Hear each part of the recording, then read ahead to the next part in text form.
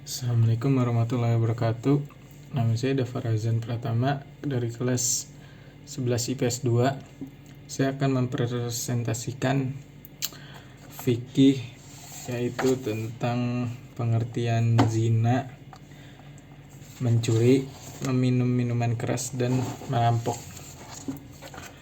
Pertama, zina. Zina adalah hubungan kelamin antara laki-laki dan perempuan tanpa adanya ikatan perkawinan yang sah, dilakukan secara sadar serta tanpa adanya unsur syahwat.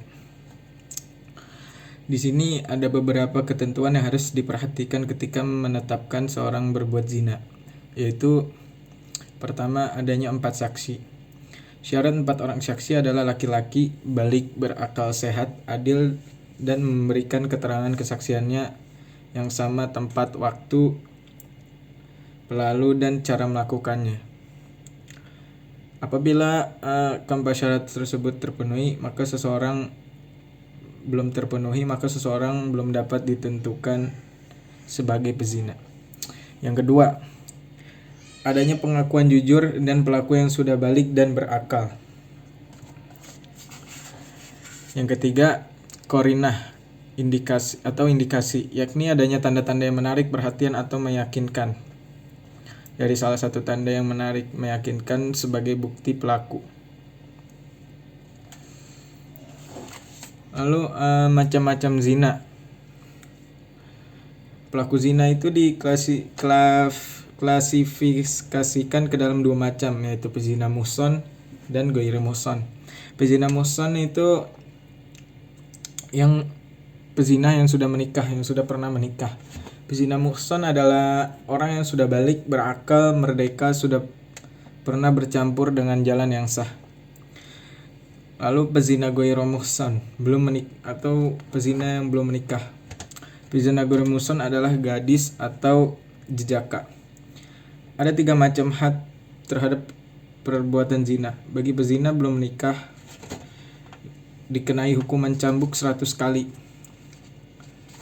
Lalu bagi pezina laki-laki yang belum menikah dikenai pula hukuman pengasingan, sebagaimana itu seperti dia dipindah kotakan. Lalu bagi pezina yang pernah menikah muhson dikenai hukuman rajam atau dilempar dengan batu sampai mati. Lalu yang kedua, minuman keras. Salah satu ancaman di bangsa kita ini adalah makin semaraknya orang yang tidak mengindahkan aturan agama Islam yang berbuat kemungkaran, seperti meminum minuman khamr. Karena di Indonesia ini sudah banyak anak muda yang meminum minuman khamr. Minuman khamr ini haram dan tidak boleh diminum bagi orang muslim seperti kita. Dasar hukum keharaman minuman keras. Adanya larangan meminum minuman memabukkan ini didasarkan pada Al-Quran, As-Sunnah berikut ini. Pada Al-Quran Al-Maidah ayat 90-91.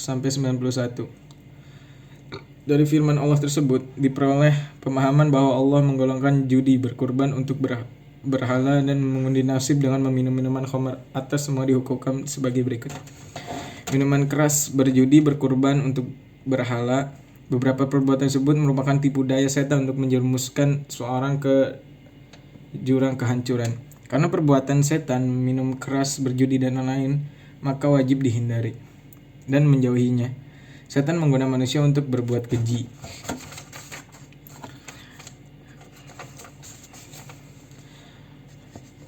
Lalu yang ketiga, mencuri.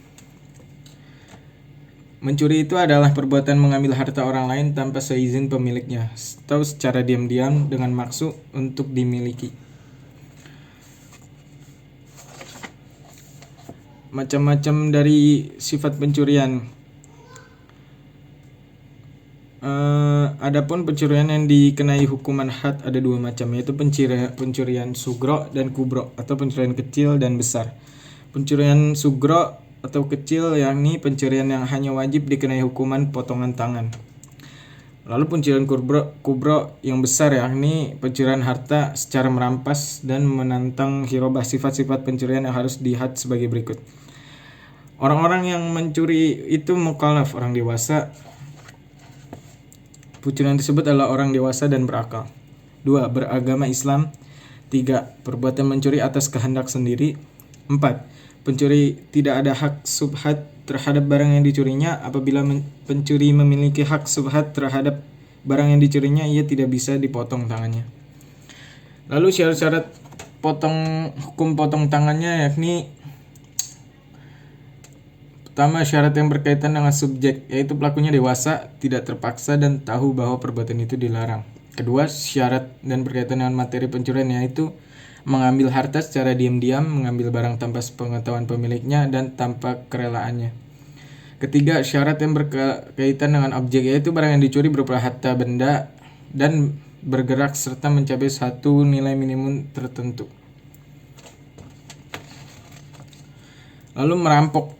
Pengertian keempat, merampok. Pengertian dan hukum merampok. Dalam ilmu fikih penyamun disebut dengan qat'ut thariq, yang berarti pencegatan di jalan, atau begal, di bahasa Indonesianya itu begal.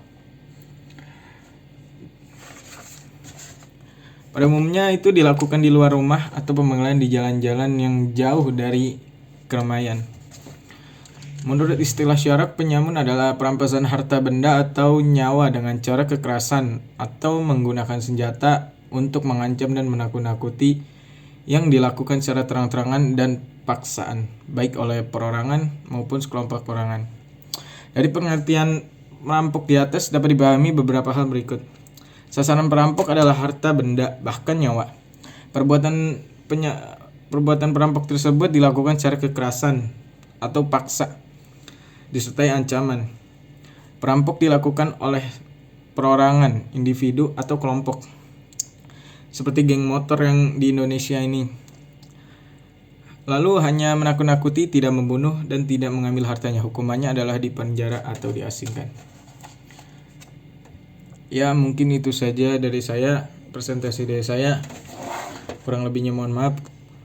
Syukran. Assalamualaikum warahmatullahi wabarakatuh.